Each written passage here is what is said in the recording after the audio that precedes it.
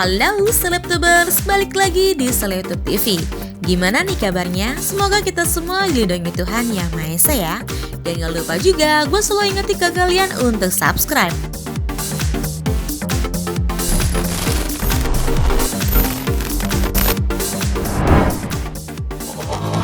Ojo ngaco omongan itu. Hari ini saya masih berhadapan dengan hukum ini, hukum itu. Apa saya ngadu sama Anda semua? Dan apa Anda membela saya semua? Anda bersuara kemana-mana. Nggak saya dengar juga itu. Semua jamaahnya, semua umatnya Bani Israel, umatnya Nabi Musa dan Nabi Harun ngomong.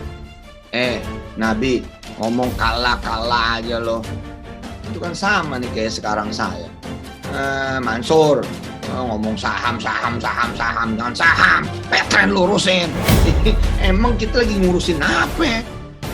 Emang kita ngurusin saham itu, emang ngurusin apa? Emang kita ngurusin kemudian masuk perusahaan sana, perusahaan ini, menyebut itu. Emang buat siapa? Yang saya lakukan buat Petren. Bisa saya ngajak ngomong Anda semua, saya butuh duit 1 triliun buat ngegedein Petren. Bisa. Mau Anda patungan? Mau. Kalaupun mau dan saya terima duit Anda, maka saya akan makin bermasalah hari ini. Maka itulah saya ngamen, saya ngasong. Demi siapa? Demi Anda semua. Demi satu nama, Petren. Anda tahu saham kami sekarang berapa? Yang satu nilainya bakal 1,4 triliun rupiah. Bukankah kita butuh dana? Anda tahu, untuk menghidupkan satu kota, tanya teman-teman direksi, untuk menghidupkan satu kota, pun Petren kemudian menguasai satu kota. Sebutlah kota di mana istri saya lahir, kota Tangerang. Kita butuh dana 20 miliar saudara-saudara semua. Dari mana duitnya? Itu waktu dia rapat Zoom dengan internal Petren. Petren itu secara umum terpuruk. Sudah nggak berkembang lagi, emannya sudah nggak berkembang lagi. Sementara, nah ini yang penting, ada data sama saya menyebutkan bahwa uang Petren itu dipakai untuk membayar kredit PT Indes Arsindo yang mengelola hotel City yang perkaranya ditangani oleh Mas Iwan sekarang. Tapi pada tahun ini asetnya tinggal 1,6 miliar. Di mana uangnya habis, sedangkan produk-produknya tidak ada yang berjalan.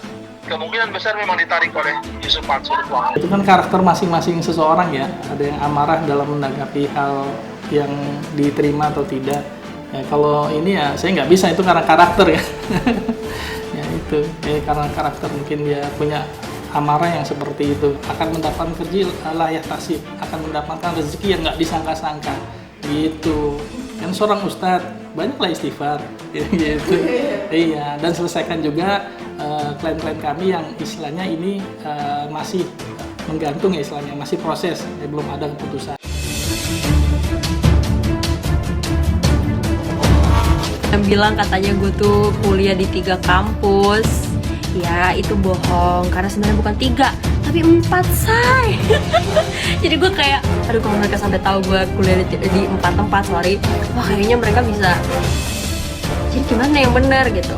Oke, jadi gini, tahun 2017 gue tuh ngambil International Baccalaureate di Oxford.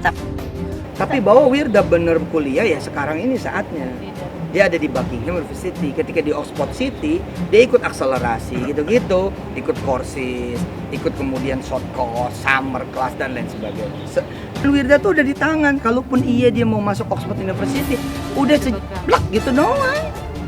Nah, kemudian SMP kan dia di Jordan tuh. Nah, SMA dia di New York City. SMP dia di New York. Saya nganterin langsung juga ke Jamaica Islamic School. Dan dia tinggal di rumah Ustadz Samsi Ali yang terkenal itu, menjadi anaknya Ustadz Samsi Ali untuk beberapa waktu. Kawirda, orang menyebut Oxford. Mungkin lo harus pindah kali ke Oxford, gitu. Tapi kata si Wirda apa enggak? Kakak mau ke Harvard. Jadi dia mau ke Harvard nih, mau ke Harvard Dubai. Mitomania itu terdiri dari 2 kata. Yang satu mito berarti dari kata mitos. Mania itu berarti dari maniakal. Jadi maniakal ini orang yang gembira, orang yang senangnya luar biasa tentang mitos. Nah, itu namanya mitomania. Mengalami mitomania itu dia akan menceritakan suatu secara berulang-ulang. Kemudian dia dengan cerita ini karena diulang-ulang, jadi dia tidak bisa membedakan antara cerita ini khayalan atau mitos atau suatu kenyataan yang sesungguhnya. Dia merasakan, oh ini loh saya kejadian ini, padahal kejadian itu betul terjadi tapi tidak menyangkut dirinya sendiri. Itu dari orang lain, kemudian dia pelintir menjadi seolah-olah dia yang alami sehingga dia sebagai pahlawannya. Itu awal mulanya mitomania itu begitu. Kemudian kita ada klinik-klinik, rumah sakit bersalin, kemudian dapur sehat ya, ada ekosistem bisnis dan amal usaha seperti di bidang tour and travel, transportasi, ya, hotel, penginapan, food and beverage, dan lain sebagainya, yang semuanya diniatkan untuk menopang dakwah dan pendidikan Darul Quran. Alhamdulillah dengan izin Allah dan bantuan semua keluarga besar wali santri, wali murid, donatur ya, dan teman-teman semua yang mengelola Darul Quran sekarang benar-benar ada di mana-mana. Ada dalam bentuk pesantren, cabangnya alhamdulillah udah banyak banget dah, benar-benar udah banyak. Jawa Barat, Jawa Timur, Jawa Tengah, Sulawesi, Sumatera, di Riau, kemudian Kalimantan, yang Mukim maupun yang Kalong pulang pergi. Kemudian ada yang konsepnya takhosus. Nah, takhosus aja udah 12 tempat. Takhosus tuh di antara pesantren dengan rumah tahfiz tengah-tengah, gratis nggak bayar. Kemudian ada tahfiz camp, ada juga muadalah, banyak jenisnya. Dan insya Allah kita akan tetap pada narasi setiap satu desa 1-2 rumah tahfiz, dan setiap kota 1 pesantren tahfiz Darul Quran. Beberapa tahun yang silam kita sudah mulai DP-in, nggak banyak, sekitar 100-200 juta di Turki, tapi qadarullah keburu kemudian ada problem dan sebagainya. Tapi kita akan terus mulai, narasi nggak akan pernah berubah, impian sekali kemudian diucapkan, digoretkan, akan terus sampai selesai. Kemudian kita di Mesir tahun 2022 kita akan mulai, 2023 kita akan buka pesantren tahfiz Darul Quran di Mesir kerjasama dengan Al-Azhar. Memang namanya tadi berulang repetitif, jadi dia ulang-ulang berkali-kali cerita itu, kadang-kadang dibumbui sehingga nanti suatu saat dia tidak bisa membedakan lagi ini cerita khayalan atau cerita yang sesungguhnya gitu. Dan maka penyandang mitomania ini nanti akan diberikan terapi yang namanya psikoterapi. Psikoterapi ini ya suatu terapi dengan pendekatan psikis. Jadi misalnya perorangan atau di dalam kelompok. Untuk penderita sendiri dampaknya dia akan bercerita yang mengulang-ulang itu tadi. Nanti seolah-olah kejadian ini kejadiannya sesungguhnya yang dia alami, dia sebagai pahlawan itu. Jadi dia ulang-ulang terus gitu. Jadi dia tidak memperhitungkan untung ruginya, bagi dia malah membahayakan dia, merugikan dia pun akan tetap melakukan hal ini. Janji kan, ingkar janji itu, karena ingkar janji dari bisnis itu kan yang kita tuntut, karena waktu itu kan bicaranya mau membangun hotel syariah untuk transit jamaah haji dan umroh.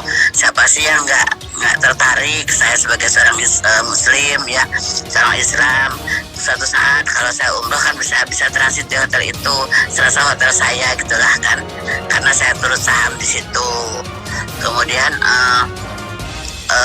kan bicaranya yang bicara seorang ustadz kan, di acara resmi lagi, di acara di tip. Ingin berinvestasi karena ya, iming-imingnya seperti itu kan, mendapatkan keuntungan 8%, 10 tahun itu dikembalikan sesuai pokoknya, dan tetap bila hotel itu mendapatkan hasil itu, plan kita dijanjikan dapat 8% keuntungan, jadi tiap tahun dapat itu.